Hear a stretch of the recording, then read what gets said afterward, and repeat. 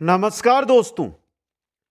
पशु परिचर भर्ती 2023-24 के लिए हम देख रहे थे राजस्थान का इतिहास। दोस्तों, क्लास नंबर आज 4 रहेगी, जिसके अंदर हमारा टॉपिक रहेगा चौहान वंश। और चौहान वंश में आज हम पढ़ने वाले हैं सिर्फ सांबर के जो चौहान है उनका इतिहास। दोस्तों, सांबर से फिर अजमेर, अजमेर से देखिए नाडोल जाएंगे, जालोर जाएंगे, कोटा बूंदी जाएंगे, लेकिन रणथंभौर जाएंगे। लेकिन वो एक एक क्लासों के अकॉर्डिंग पढ़ेंगे, जिससे आपको अच्छी तरह पता चल सके कि कौन सा शासक कहां पर चौहान वंश का शासक बना था। दोस्तों, एक बार याद करके इन क्लासों को आप अटेंड कीजिएगा, आपको पता चल जाएगा कि इतिहास बहुत सरल होती है। ये तो पढ़ाने का ही तरीका है कि हमें ये कठिन लगती है। दोस्तों, देखिए, पशु परिचर भर्ती के अंदर भाग एक के अंदर 105 अंक का मैटर आपके रहेगा, यानी 105 क्वेश्चन आपके आने वाले हैं। वो तैयार अगर आपको करने हैं, यानी 105 में से आप 90 प्लस अगर सही करना चाहते हैं, तो प्रतिदिन आने वाली इन क्लासों को अटेंड जरूर करें। दोस्तों, एक बार सभी साथी वीडियो को लाइक, शेयर और चैनल को सब्सक्राइब कीजिए। चलते हैं आज की इस क्लास की ओर। दोस्तों, देखिए, चौहान जो राजवंश है, इसकी सबसे पहले मैं जानकारी दे देता हूं। एक चीज यहां से बोल देता हूं, जो साथी नोट्स बनाना चाहते हैं कि सर हम तो नोट्स बनाना चाहते हैं, तो वो क्या कर लें, स्क्रीनशॉट लेके नोट्स बना सकते हैं। बाकी कुछ क्लासें, यानी 5-6 क्लासें हो जाएगी, सभी जो विषय हैं उनकी फिर मैं ऐप के माध्यम से, जो हमारा ऐप है कुछ अमन ऑनलाइन क्लासेज, जिसको आप डाउनलोड कर सकते हैं, लिंक आपको डिस्क्रिप्शन में मिल जाएगा। उस पर जाकर आप स्टोर से, ऐप के अंदर स्टोर है, स्टोर से आप नोट्स है वो प्राप्त कर सकते हैं। दोस्तों, दूसरी बात, यहां से किसी भी प्रकार की कोई भी जानकारी आपके मन में है कि यह जानकारी हमें लेनी है, या कोई डाउट चल रहा है, चाहे भर्ती को लेकर चाहे अन्य कोई भर्ती को लेकर, तो आप यहां पर नीचे आपको इंस्टाग्राम आईडी मिल जाएगी और इसका भी लिंक आपको डिस्क्रिप्शन में मिल जाएगा, वहां पर जाकर मैसेज कर सकते हैं। चलिए शुरू करते हैं आज की इस क्लास को। क्लास क्या कह रही है, थोड़ा ध्यान से देखना होगा। यहां पे चौहान राजवंश, देखिए, सबसे पहले सांबर से उत्पत्ति होती है, फिर अजमेर जाते हैं, अजमेर के अंदर तराइन का युद्ध के बाद अजमेर से गोविंदराज चले जाते हैं रणथंभौर। दोस्तों, इसके अलावा सांबर से ही नाडोल भी चौहान वंश जाता है, नाडोल से जालोर जाता है और जालोर से सिरोही चला जाता है। दोस्तों, समझ गए। इसके अलावा भी सांबर से बूंदी चौहान वंश जाता है और बूंदी से कोटा चला जाता है। तो ये नहीं है कि आप चौहान वंश पढ़ते हैं कि सर अजमेर का चौहान वंश, अजमेर नहीं, रणथंभौर में भी चौहान वंश है, नाडोल जालोर सिरोही में भी चौहान वंश है और बूंदी और कोटा में भी चौहान वंश है। तो देखिए, आज हम सांबर का चौहान पढ़ेंगे, सांबर के चौहान पढ़ेंगे। कल हमारे अजमेर और रणथंभौर दोनों हो जाएंगे, क्योंकि अजमेर का थोड़ा सा विस्तृत रहेगा, लेकिन रणथंभौर का जो चौहान वंश है वो बहुत ही छोटा सा है, तो वो आपके एक ही क्लास में हो जाएंगे। नाडोल, जालोर और सिरोही ये तीनों एक क्लास में हो जाएंगे आपके, क्योंकि इनमें मुख्य रूप से एक एक शासक को विस्तृत पढ़ना है, बाकी नॉर्मल जानकारी देनी है। दोस्तों, बूंदी का एक क्लास में हो जाएगा, कोटा का एक क्लास में हो जाएगा। तो देखिए, कुल मिलाकर यहां पर आपकी 4 क्लासें चौहान वंश की बनाऊंगा। क्यों बनाऊंगा? क्योंकि मैं एक क्लास में भी पढ़ा सकता था, 1 या 1.25 घंटे का समय लगता, लेकिन समझ में नहीं आते। उसके बाद आप ये रहते कि कौन सा शासक कहां का शासक बना, पता ही नहीं चल रहा है, इसलिए। दोस्तों, अब देखिए, शुरू करते हैं आज की इस क्लास की। चौहानों की उत्पत्ति के बारे में हम अध्ययन करते हैं। तो यहां से पहले बता देता हूं कि एक क्वेश्चन आपको देखने को मिल सकता है। दोस्तों, इसलिए थोड़ा सा इस चीज को, इस मैटर को आपको ध्यान से देखना है। अग्निकुंड से जानकारी कहां से मिलती है? अग्निकुंड की पृथ्वीराज रासो, जो चंद्रबरदाई ग्रंथ है, चंद्रबरदाई का ग्रंथ है पृथ्वीराज रासो, उससे मिलती है। दोस्तों, समर्थन को किस किसने किया था? मूणोत नैणसी ने, सूर्यमल मिश्रण ने किया था। दोस्तों, अग्निकुंड से देखिए, आबू में गुरु वशिष्ठ द्वारा अग्निकुंड यज्ञ किया गया, जिससे 4 राजपूत जातियां उत्पन्न हुई। दोस्तों, उनमें पहली परतियार थी, दूसरी परमार थी, तीसरी चालुक्य थी और चौथी चौहान थी। यानी कि पहली जो चौहानों की उत्पत्ति का है वो है अग्निकुंड से, जो मुख्य रूप से चंद्रबरदाई है। इसके अलावा मूणोत नैणसी और सूर्यमल मिश्रण ने इसका क्या किया था? समर्थन किया था। तो पहली उत्पत्ति का स्रोत क्या है? अग्निकुंड। दोस्तों, दूसरा देखिए, चुआनू को बताया गया विदेशी, किनके द्वारा? कर्नल जेम्स टोड स्मिथ व विलियम क्रुक के द्वारा। चुआनू को विदेशी बताया गया कि यह विदेशी जाति है, किसके द्वारा? कर्नल टोड स्मिथ व विलियम क्रुक के द्वारा। तीसरा देखिए, तीसरा है वत्स गोत्रीय ब्राह्मण। अब देखिए वत्स गोत्रीय ब्राह्मण किन्होंने बताया इनको? डॉक्टर दशरथ शर्मा ने। इसके अलावा बिजोलिया शिलालेख में भी यह जानकारी मिलती है दोस्तों। डॉक्टर दशरथ शर्मा और बिजोलिया शिलालेख के अनुसार चुआन है वो क्या है? वत्स गोत्रीय है दोस्तों। अगला है, इनको चंद्रवंशीय बताया गया है। चंद्रवंशीय दो शिलालेख, एक तो है हासी का शिलालेख और दूसरा है अचलेश्वर शिलालेख। इन दोनों के अंदर आपको जो चुआन है उनको चंद्रवंशीय बताया गया है दोस्तों। अगला है खज जाति से उत्पन्न हुए। खज जाति से उत्पन्न बताया डॉक्टर भंडारकर ने। किसने बताया है? डॉक्टर भंडारकर ने खज जाति से चुआनों की उत्पत्ति बताई है दोस्तों। अगला है सूर्यवंशीय। जयानक, नयन चंद्र सूरी, जोधराज व डॉक्टर ओझा। वापस देख लीजिए, जयानक, नयन चंद्र सूरी, जोधराज व डॉक्टर ओझा ये मानते हैं चुआनों की उत्पत्ति सूर्यवंशी, यानी ये सूर्यवंशीय है दोस्तों। तो देखिए यहाँ पे अग्निकुंड से भी उत्पत्ति बताई गई है, विदेशी भी इनको बताया गया, वत्सगोत्रीय भी बताया गया, चंद्रवंशीय भी बताया गया, खज जाति से भी बताया गया और सूर्यवंशी भी इनको बताया गया। कुल मिलाकर 6 प्रकार की उत्पत्ति है वो यहाँ पर जानकारी मिलती है। अब ओरिजिनल किससे हैं ये हम नहीं बता सकते आपको, तो ये 6 की 6 है वो याद रखनी होगी दोस्तों। अब इनको याद करने का साधारण से तरीका है कि 3 से 4 बार अगले 3 दिन तक इनको जरूर पढ़ें, उसके बाद आराम से याद हो जाएगी दोस्तों, क्योंकि एक क्वेश्चन 1 अंक का मैटर बन सकता है यहां से। तो एक बार जो साथी नोट्स बनाएंगे वो स्क्रीनशॉट ले सकते हैं। फिर आगे चलते हैं नेक्स्ट क्लास की ओर। एक क्लास बेहतरीन क्लास होगी, आपको बस बने रहना हमारे साथ दोस्तों। तो देखिए यह हो गया आपका चुआनू की उत्पत्ति। अब हम बात करते हैं चुआनू का मूल स्थान है उसको लेकर कि चुआनू का मूल स्थान कहां पर है दोस्तों। थोड़ा ध्यान से पढ़ना इस चीज को। पहला है सांबर या सपाल दक्ष। सपाल दक्ष है, यहां पे थोड़ा सा टाइपिंग मिस्टेक है, सपाल दक्ष, समझ गए? सपाल दक्ष यह तो बताया गया बिजोलिया शिलालेख के अनुसार। चुआनू का मूल स्थान को लेकर क्वेश्चन आता है तो सांबर बिजोलिया शिलालेख के अनुसार, अनंत प्रदेश यानी सिक्कर यह हर्षनाथ शिलालेख के अनुसार। हर्ष पर्वत पर स्थित है हर्षनाथ शिलालेख। जब कभी सिक्कर के अंदर है, ये जीण माता मंदिर के पास ही है, तो जब कभी भी आप हर्षनाथ पहाड़ी जाते हो तो वहां पर हर्षनाथ शिलालेख आपको मिल जाएगा।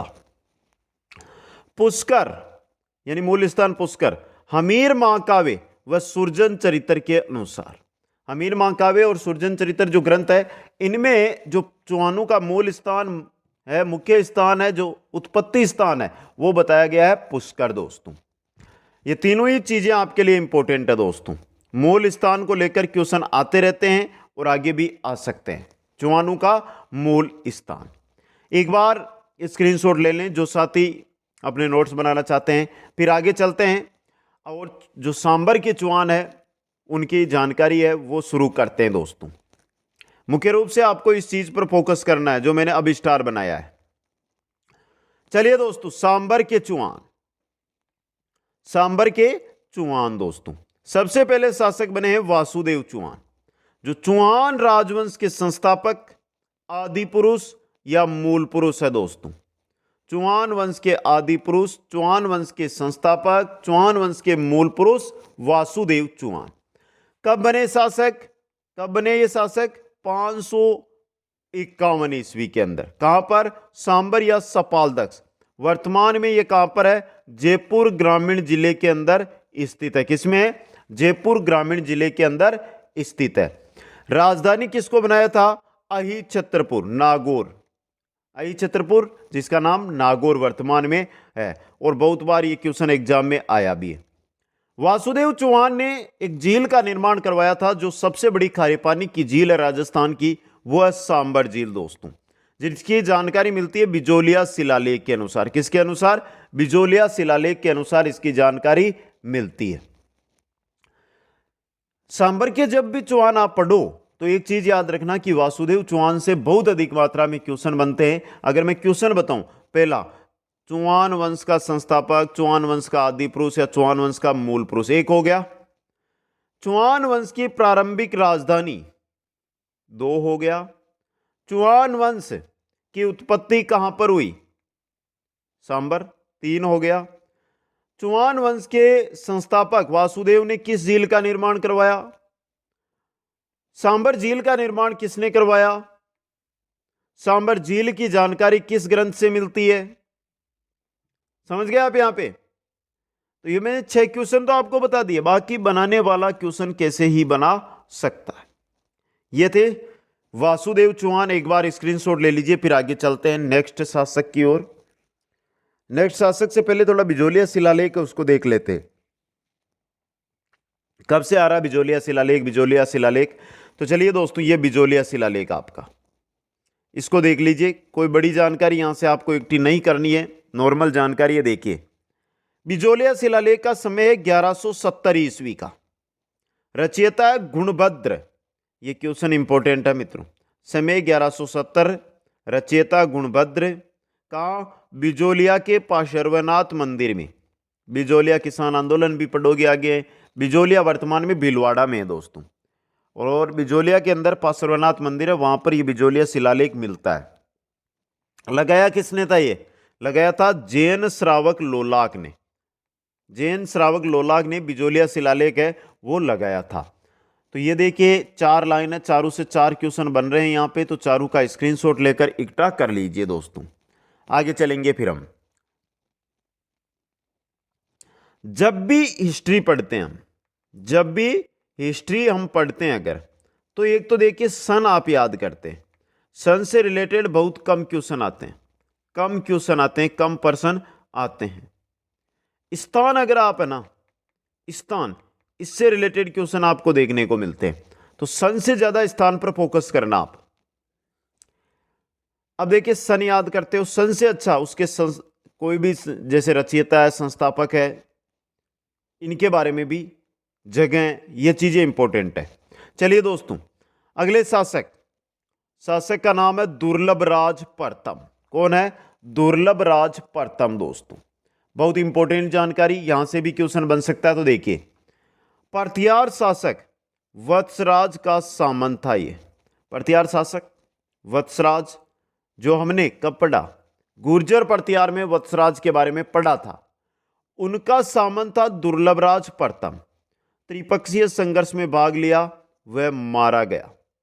त्रिपक्षीय संघर्ष, राजस्थान से पर्थियार, बाकी पाल व राष्ट्रकूट। राष्ट्रकूट दक्षिण से, पाल आए थे बंगाल से। इनके मध्य कन्नौज पर अधिकार को लेकर, कन्नौज, इधर से तो चले गए पर्थियार, इधर से आगे राष्ट्रकूट, और इधर से आगे पाल।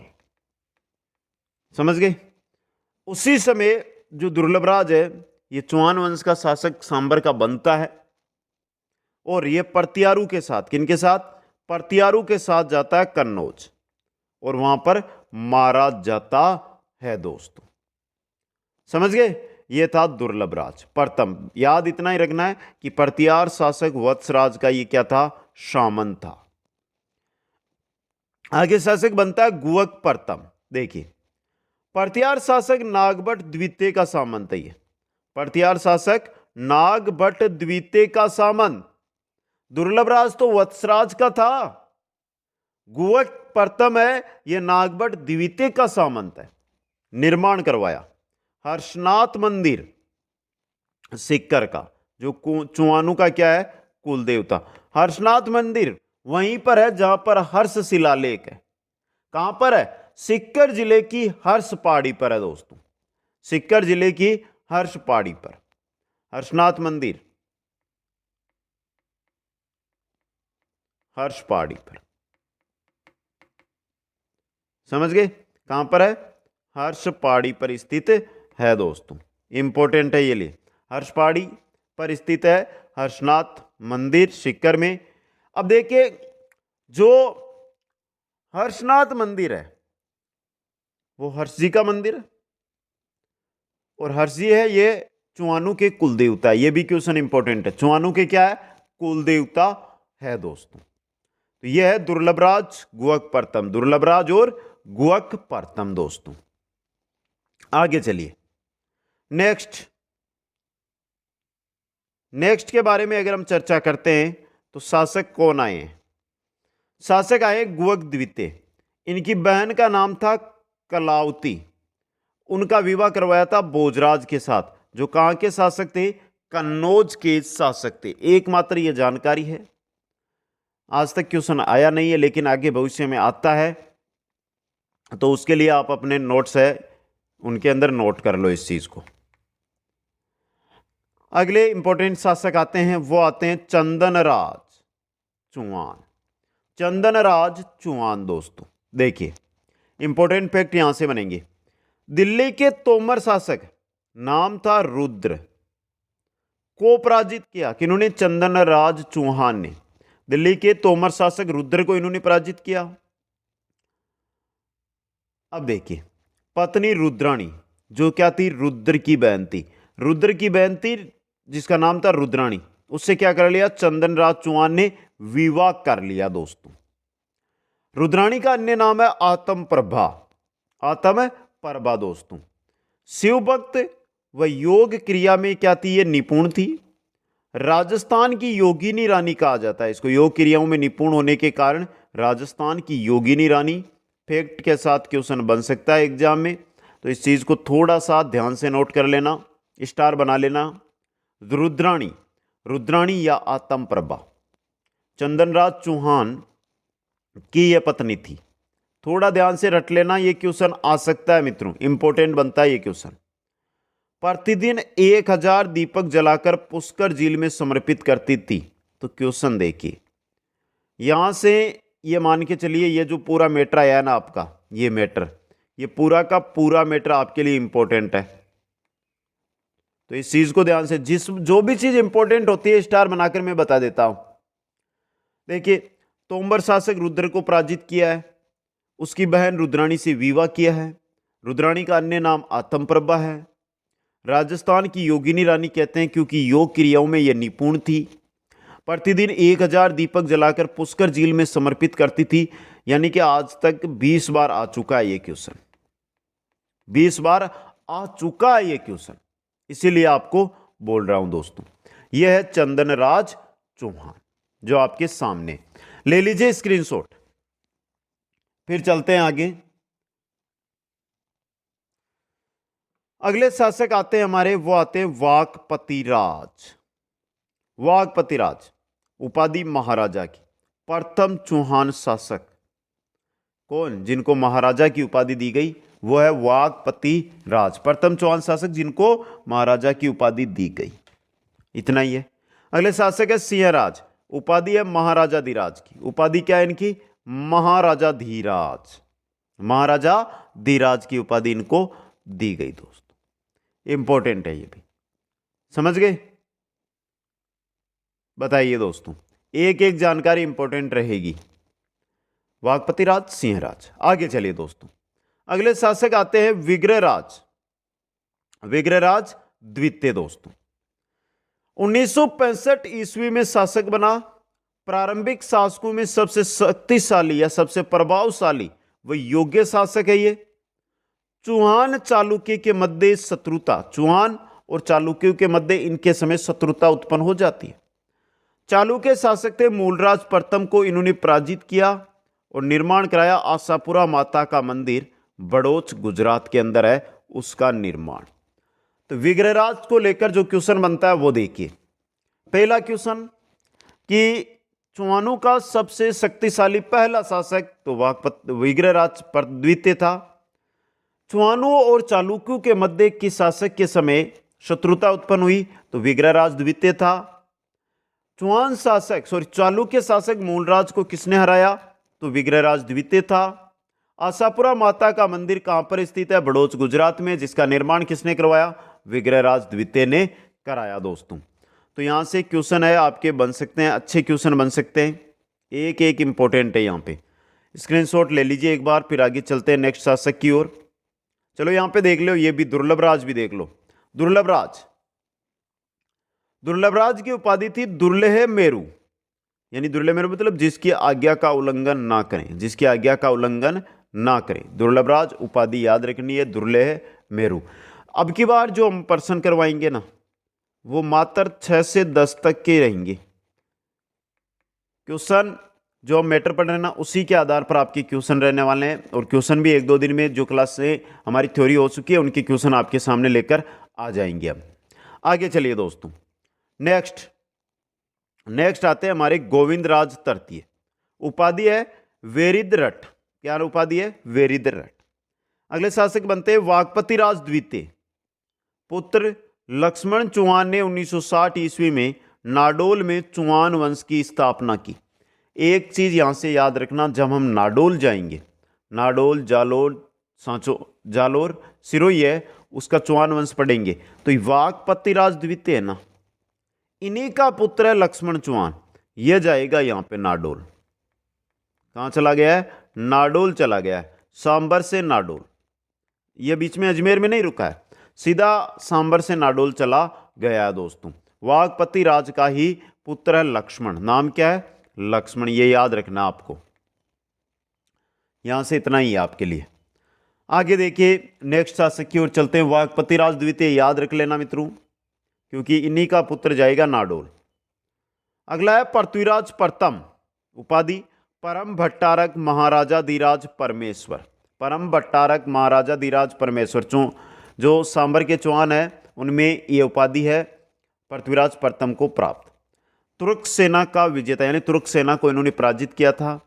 और पृथ्वीराज प्रथम का पुत्र था अजयराज, जो अजमेर नगर उन्होंने बसाया। यानी कि अजयराज कहां चला गया है? अजमेर चला गया है। इसके बाद जो हम पढ़ेंगे वो अजमेर का चौहान वंश है, वो पढ़ेंगे दोस्तों। ये कंप्लीट जो आपका सांबर का चौहान है, उनके बारे में मैंने पूरी जानकारी आपके सामने रख दी है। एक बार आप कमेंट करके बता दो कि आपको आज की जानकारी, आपकी क्लास कैसी लगी। एक बार सभी साथियों को कमेंट करके भी बताना है कि हमारी जो क्लासें ये चल रही है नोट्सों के माध्यम से आपके लिए कक्षा 6 से 10 तक, ये कैसी लग रही है। वीडियो को लाइक, शेयर, चैनल को सब्सक्राइब करना। आप सभी साथियों को बहुत बहुत धन्यवाद। जय हिंद, जय भारत।